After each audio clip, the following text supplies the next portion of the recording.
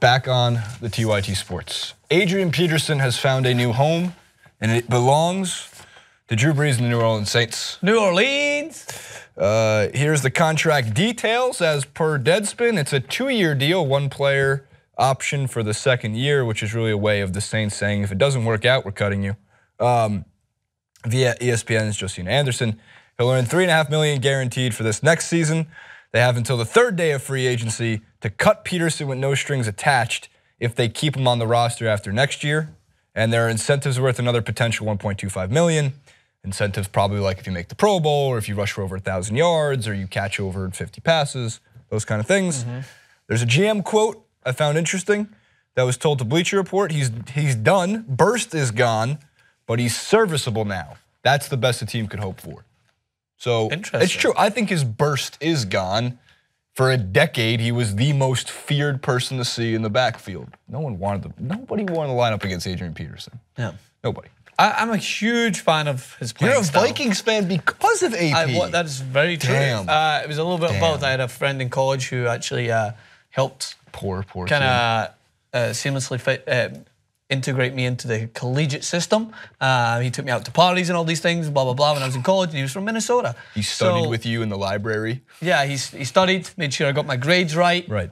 Blah, blah, blah. But he was a Minnesota citizen. fan, and I kind of just watched my first American football game at a bar with him, was surrounded by no other Vikings fans. It was like 2 of us, and I can't remember who they were playing, but there was a bunch of other fans of that team there. But nonetheless, I watched this guy, and obviously being a fan of the athleticism that you'll needed to participate in any sport, I was like, what? How? How is this guy doing this? Like, remarkable. And the more I grew to love the sport, the more I realized he had a long history, dating back years, where you consistently petrify defenses because of the way he was able to play.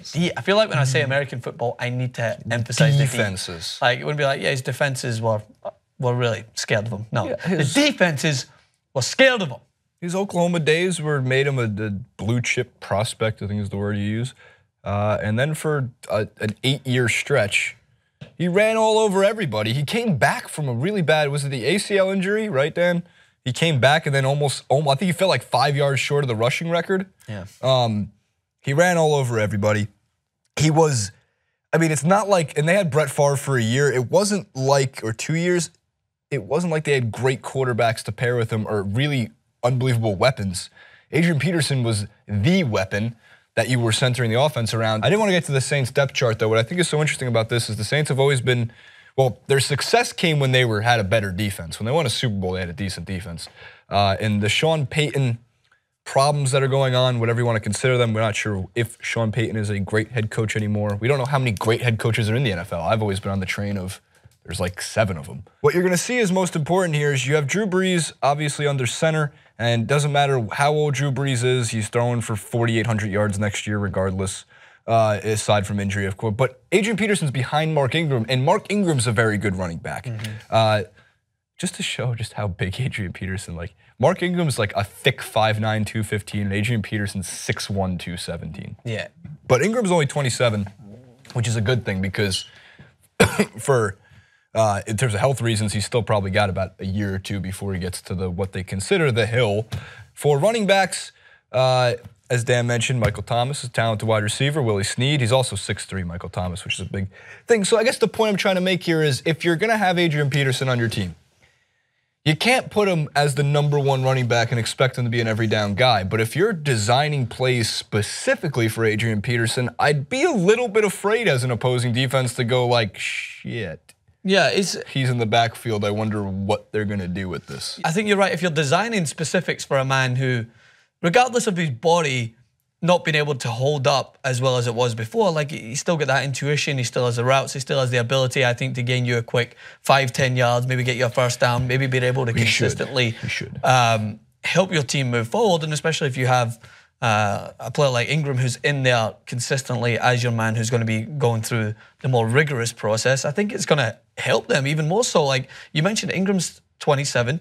Adrian Peterson's been around the block for a while, nearly 10 years in the NFL. Will be 10 years this year. Yeah, you know. So I wonder what he can kind of help maybe. Yeah, what's Ingram going to learn factor from playing with Adrian Peterson? I mean, again, you can't undersell it. And what's interesting is Dan was mentioning too that Marshawn Lynch with the Raiders, also not the #1 guy, also seems just like the best culture guy to have in the locker room. Yeah, like, he's driving around with the golf cart, throwing Skittles around. I want to play with Marshawn Lynch. Yeah. Jamal Charles, is he signed, Dan? Did he get Clinton Portis?